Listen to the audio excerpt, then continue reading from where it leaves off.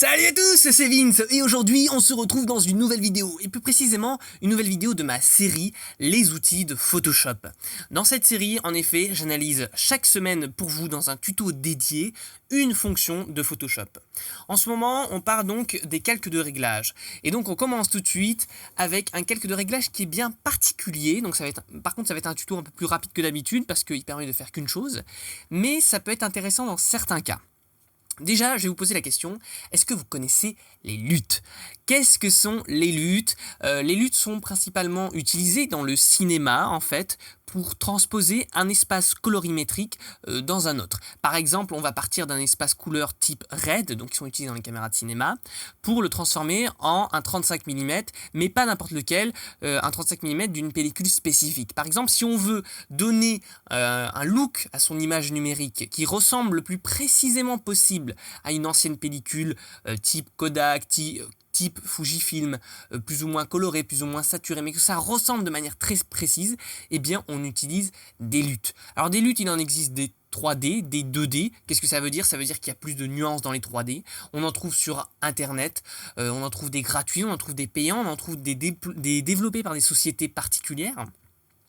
On en trouve développés par des sociétés qui se sont spécialisées là-dedans, parce que voilà, il y a certains luttes qui sont très évolués et qui donc vont vraiment prendre chaque couleur, chaque valeur RGB de vos photos pour les transposer, pour vraiment créer un rendu, simuler un rendu, par exemple de pellicule argentique ou d'une autre caméra ou d'un autre appareil photo. Voilà. Alors nous, à quoi ça sert dans Photoshop? Ça sert donc à équilibrer une photo, par exemple si vous voulez lui donner un style précis. Ça peut servir à matcher deux photos qui se ressemblent. Vous pouvez d'ailleurs créer vos propres luttes. Voilà, on peut faire beaucoup de choses. Mais aujourd'hui, je vais juste vous montrer le calque de réglage qui se trouve ici, donc, qui s'appelle correspondance de couleurs. Il s'appelle pas lutte, mais quand on clique dessus, voilà, on retrouve le nom lutte, qui va nous permettre en fait voilà, d'appliquer un lutte dans Photoshop. Cette fonction existe depuis la version C6, donc depuis un petit moment maintenant, mais je vous avoue que moi j'utilise ça presque jamais. J'utilise ça parfois en fait pour me donner une base, c'est-à-dire je regarde l'effet d'un lutte en particulier et je me dis tiens j'aimerais bien construire après des corrections colorimétriques par-dessus. Mais je n'active pas juste ce calque et hop je m'en vais voir ailleurs, non. Généralement vraiment je m'en sers juste comme base, comme source d'inspiration on va dire. Donc à savoir, voilà, on peut importer vraiment n'importe quel type de lutte dans Photoshop. Alors avant de faire ça, il faut vérifier que dans Image, Réglage, dans Image Mode, pardon, on est bien en couleur RGB et pas dans un autre type de couleur, puisque en tout cas la plupart des luttes s'appliquent pour les couleurs RGB. Après voilà, si vous connaissez pas, vous comprenez pas trop ce que sont les luttes, je vous conseille de vous renseigner un peu plus sur le sujet. Notamment j'en ai parlé aussi dans ma formation sur Magic Lantern, mais parce que c'est vrai que c'est un petit peu compliqué de survoler tout ce concept dans une seule vidéo, parce que ça peut servir à plein de choses, les luttes. En tout cas dans Photoshop, moi, de ma pratique, de mon expérience, puisque c'est mon expérience que je vous livre sur cette chaîne, eh bien j'ai utilisé que très peu ça. Alors par défaut je me souviens plus des luttes qui y sont, parce que moi je crois que je les ai supprimés pour remplacer par les miens. Je peux sélectionner parmi ceux qui sont à ma disposition.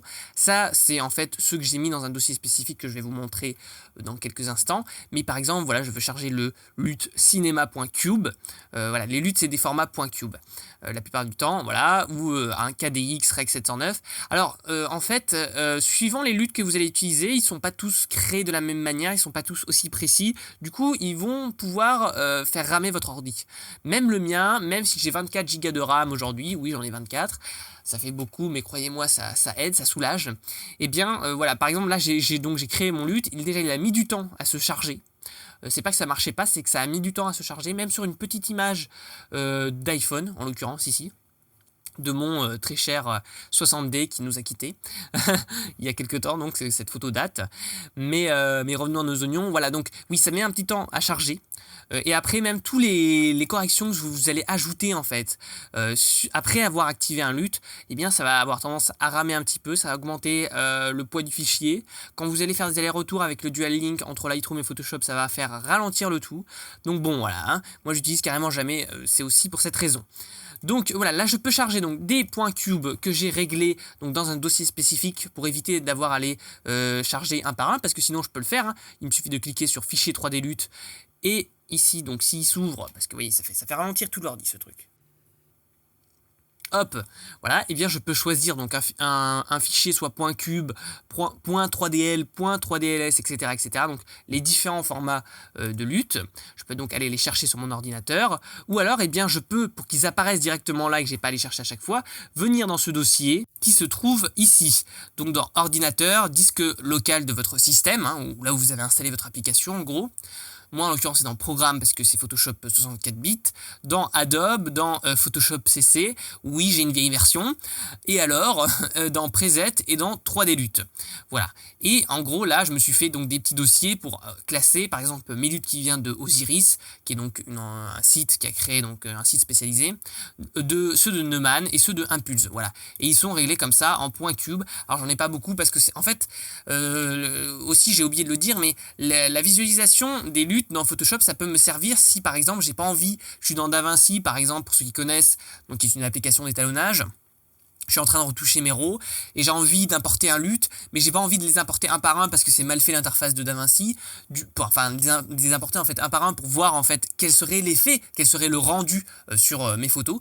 Et bien, pour pallier à ça, eh bien, je vais aller dans mon petit dossier de .cube et les importer ici dans Photoshop pour les visualiser rapidement, pour pouvoir après prendre une décision et ainsi appliquer mes luttes dans DaVinci à toute une séquence par exemple RAW qui est assez lourde et assez compliquée à manipuler.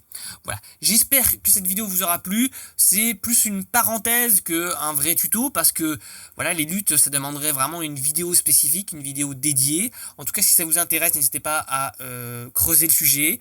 Mais les luttes, ça sert surtout dans le cinéma parce que en photo, on utilise plutôt des presets argentiques.